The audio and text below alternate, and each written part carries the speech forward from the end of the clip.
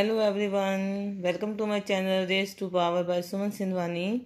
Today we are going to start Unit 5 Data Handling.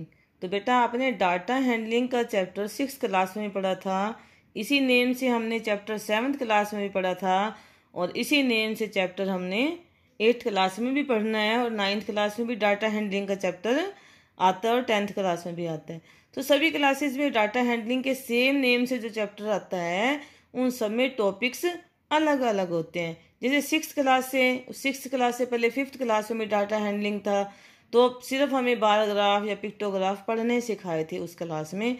उसके बाद 6th class में हमने सीखे थे पिक्टोग्राफ्स और सिंपल बार ग्राफ्स। इसके बाद 7th क्लास में हमने सीखे थे डबल बार ग्राफ्स। और अब 8th क्लास में हमारे पास न्यू टॉपिक्स आ रहे हैं और वो है हिस्टोग्राम और मेनली पाई चार्ट। तो इस क्लास में हम ये नए टॉपिक सीखेंगे। तो स्टार्ट करते हैं अपना चैप्टर डाटा हैंडलिंग। तो सबसे पहले हमें पता होना चाहिए कि what is data handling. Collection and representation of data graphically is called data handling. कि डाटा को कलेक्ट करना और उसको सिस्टेमेटिक वे से रिप्रेजेंट करना, graphically means with the help of graph, कोई भी ग्राफ हो सकता है, इज कॉल्ड डाटा हैंडलिंग। तो 6th क्लास में हमने सीखे थे pictographs, pictorial representation of data using symbols. Symbols की हेल्प से जब हमने डाटा को पिक्चर्स की फॉर्म में शो किया था तो इसको हमने क्या बोला था, पिक्टोग्राफ। मीन्स किसी तरह का भी हमने डाटा कलेक्ट कर लिया। जैसे हम पे यहाँ दिखाया हुआ है कि 1 सिंबल का मीन्स 100 कार्स है। तो जुलाई अगस्त सितंबर में जितने कार्स की सेल हुई वो सब इसके ऊपर दिखाया हुआ है। तो हमें देखने से ही दिख रहा है पिक्चर्स की हेल्प से कि सितंबर में कार्स की सेल्स सबसे ज्यादा हुई। इसके साथ ही हमने 6th क्लास में पढ़े थे बार ग्राफ्स। जब हम डाटा को बार्स की हेल्प से, इन चौड़ी छर्स को, इनको बार्स बोलते हैं, जब हमने डेटा को बार्स की हेल्प से रिप्रेजेंट किया था तो उसको हमने बोला था बार ग्राफ। सिंगल बार ग्राफ्स में हम एक ही क्वांटिटी को रिप्रेजेंट कर सकते हैं। जैसे एकेडमिक ईयर्स दिखाए हुए हैं यहाँ 2003, 4, 4, 5, 5, 6, 6, 7, 7, 8 में number of students in 8th class, कि इस ईयर में 8th क्लास में इतने स्टूडेंट्स थे, इस क्लास में इस ईयर में इतने हो गए। इस तरह से number of students 8th class में जो है वो हर ईयर बढ़ते जा रहे हैं। तो इनको एक ही क्वांटिटी को जब हमने शो करना है तो हम सिंगल बार ग्राफ्स की हेल्प के दिखा सकते हैं।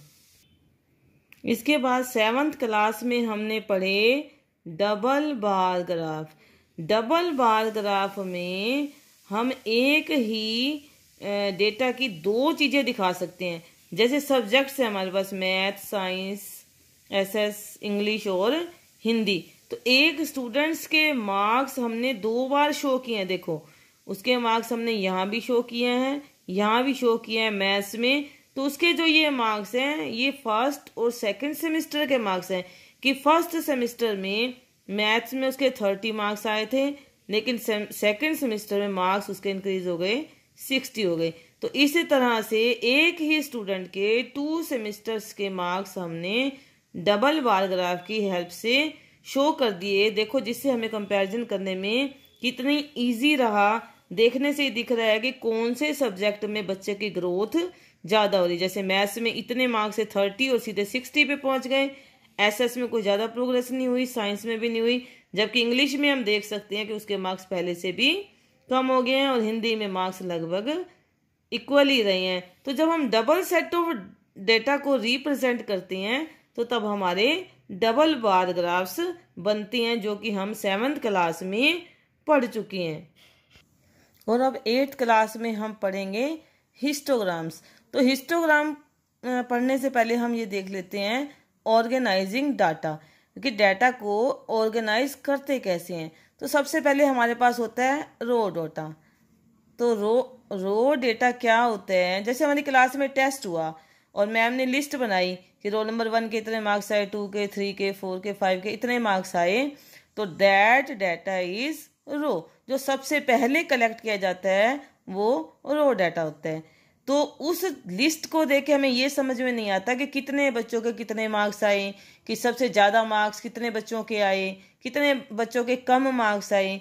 तो जब उस डेटा को हम कलेक्ट करते हैं और उसको सीरियल में लगाते हैं या उसको फ्रीक्वेंसी डिस्ट्रीब्यूशन की टेबल में लगा देते हैं तो उसकी रिप्रेजेंटेशन इजी हो जाती है। तो जैसे आपके पूरे सभी सब्जेक्ट्स का रिजल्ट आ गया, उसको एक लिस्ट पे जब हम बना देते हैं तो उस लिस्ट से देख के ये देखना इजी हो जाता है कि किस बच्चे के किस सब्जेक्ट में कितने मार्क्स आए हैं, कितने सब्जेक्ट्स में वो वीक चल रहा है या वो बच्चा कितने अच्छी परफॉर्मेंस दे रहा है। वो डेटा को ऑर्गेनाइज करने से ही पता चलता है। तो डेटा ऑर्गेनाइज कैसे करते हैं हम? सबसे पहले फ्रीक्वेंसी डिस्ट्रीब्यूशन टेबल। जैसे क्लास में मान लो छोटा सा टेस्ट लिया मैम ने 5 मार्क्स का, तो उस 5 मार्क्स में से किसी स्टूडेंट के 1 आए, किसी के 2, 3, 4, 5 आए, मान लो बहुत सारे बच्चों के 4 मार्क्स आए। तो पहले मैम ने एक लिस्ट बनाई, वो रो डेटा हो गया। उसके बाद उसकी फ्रीक्वेंसी डिस्ट्रीब्यूशन टेबल ये बनाई जो हमने 6th क्लास में सीखी थी कि सबसे पहले मार्क्स लिख रही है, कितने मार्क्स का टेस्ट था? 5 का, 1, 2, 3, 4, 5। उसके बाद उसके लिए लगाने थे हमें टैली मार्क्स, और उसके बाद उसके जितने टैली मार्क्स है यानी कि 1 मार्क कितने स्टूडेंट्स का आया वो उसके लिए हो जाएंगे टैली मार्क्स। यहाँ फ्रीक्वेंसी या फिर मैंने लिखा है नंबर ऑफ स्टूडेंट्स। जब हमें ये पता नहीं होता कि ये डेटा किस चीज़ के बारे में है तो हम सिंपल फ्रीक्वेंसी लिख लेते हैं, लेकिन जब मैंने यहाँ मार्क्स लिखे हैं तो मुझे पता है मार्क्स किसके होंगे? स्टूडेंट्स के ना।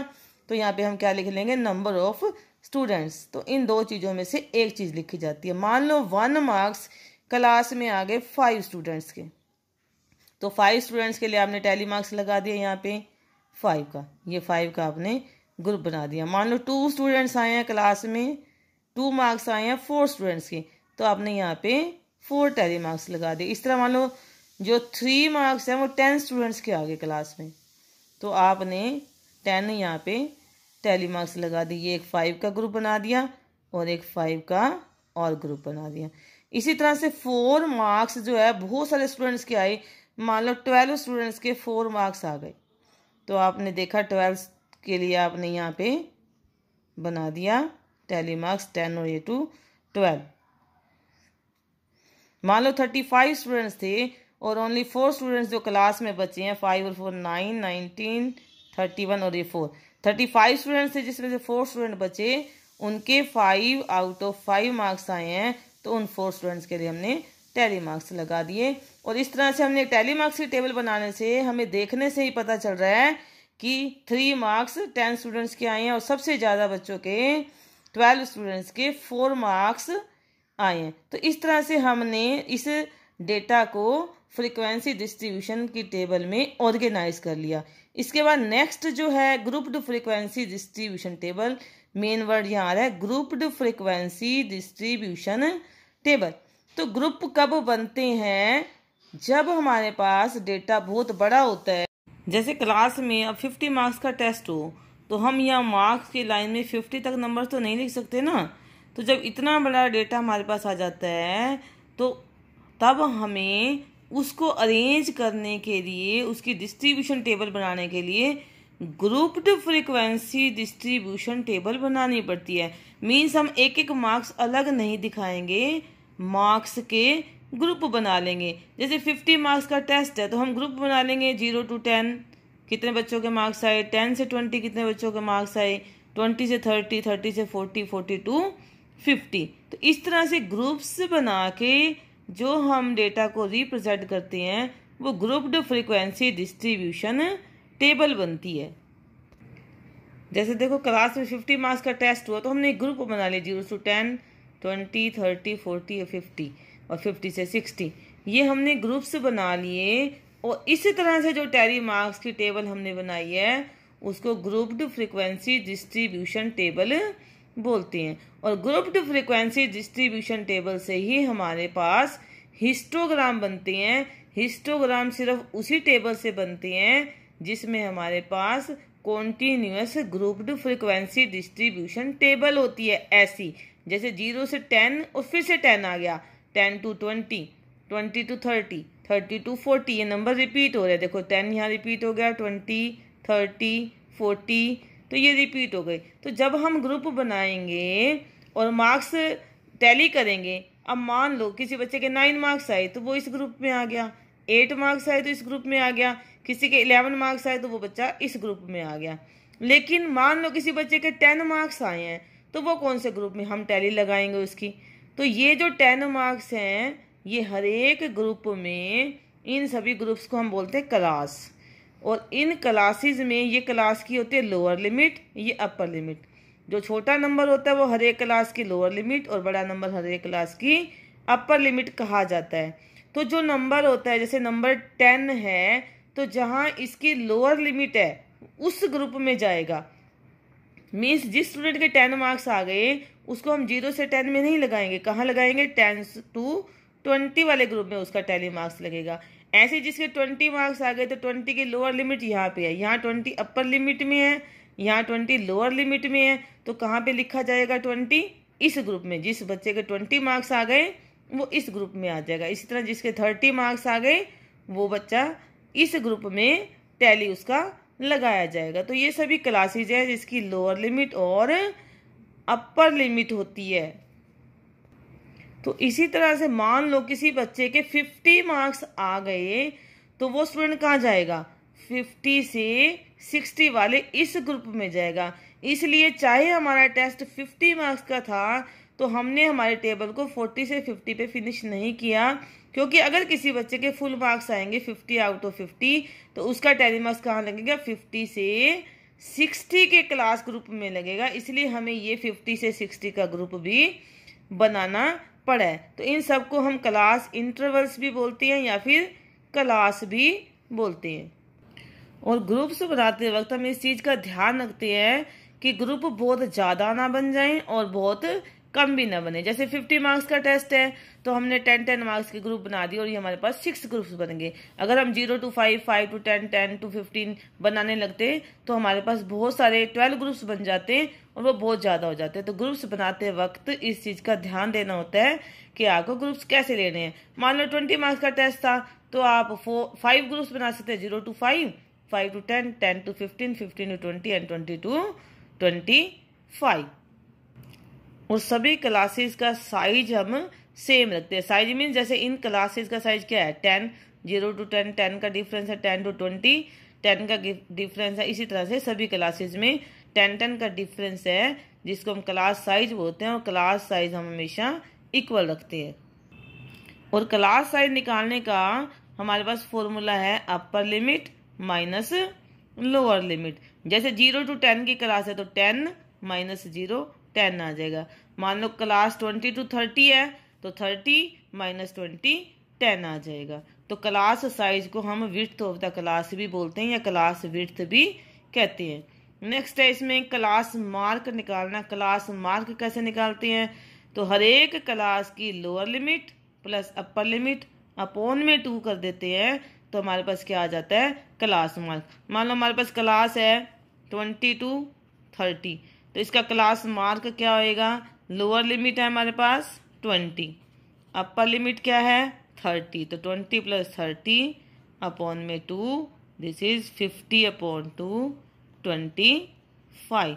और ऐसे ही मान लो नेक्स्ट क्लास है 30 to 40, उसका क्लास मार्क निकालना है हमने, तो 40 प्लस 30 या 30 प्लस 40 अपॉन में 2, दिस इज 70 अपॉन में 2, 35। देखो फिर से क्लास मार्क में भी कॉन्टिन्यूअस 10 का ही डिफरेंस आ रहा है। इस तरह से हम क्लास मार्क निकाल सकते हैं।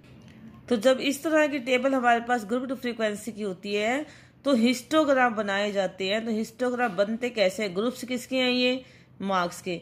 तो हमने मार्क्स ले लिए नीचे एक्स एक्सिस पे, 10 का डिफरेंस था इन सब में, तो हमने भी 10 के डिफरेंस से ले लिए 0, 10, 20, 30 एंड सो ऑन। और उसके बाद हमारे पास यहाँ फ्रीक्वेंसी है 2, 10, 21, 19, 7 और 1। इस फ्रीक्वेंसी के अकॉर्डिंग हम स्केल चूज करते हैं। देखिए जो हाईएस्ट नंबर हमें रिप्रेजेंट करना है वो 21 है। तो अगर हम 2 के डिफरेंस से वाई एक्सिस पे नंबर ले लेंगे या 2 से, तो 10 यूनिट्स में हमारा काम 10 या 11 यूनिट्स में हमारा ग्राफ आराम से कंप्लीट हो जाएगा। अगर मान लो ये डेटा 100 की फॉर्म में होती फ्रीक्वेंसी तो हम 10 के गैप से ले लेते वाई एक्सिस में। तो जो हम स्केल चूज करते हैं जिसको हम ऊपर लिखते हैं कि 1 यूनिट लेंथ हमने किसके इक्वल लिया, वो हम कहाँ से देखते हैं वाई एक्सिस पे। हमने यहाँ पे 2 का डिफरेंस लिया है तो 1 यूनिट लेंथ किसके इक्वल हो जाएगा 2 के। अगर हम 5 का डिफरेंस लेंगे तो 1 यूनिट लेंथ किसके इक्वल हो जाएगा 5 के। और अगर 10 से लेते हैं तो 10 आ जाएगा, 100 से लेते हैं तो 100 आ जाएगा। और 2 क्या है यहाँ पे, जो चीज यहाँ पे होती है वही यहाँ पे होती है। तो 1 यूनिट लेंथ यहाँ पे किसके इक्वल आ गया 2 स्टूडेंट्स के इक्वल आ गया। तो ये सब चीजें हमने पहले भी की हुई हैं। तो देखो 0 से 10 मार्क्स 2 स्टूडेंट्स के हैं, तो ये 0 और ये 10, 0 से 10 मार्क्स कितने स्टूडेंट्स के हैं 2 स्टूडेंट्स के हैं। तो हम यहाँ 2 स्टूडेंट्स पे ये बार बना लेंगे, ये 2 स्टूडेंट्स के लिए 0 to 10 2 स्टूडेंट्स। इसके बाद देखो 10 से 20 10 स्टूडेंट्स के मार्क्स हैं, तो 10 से 20, इसके बाद 10 यही है 10 से 20। देखो बीच में गैप नहीं आ रहा है।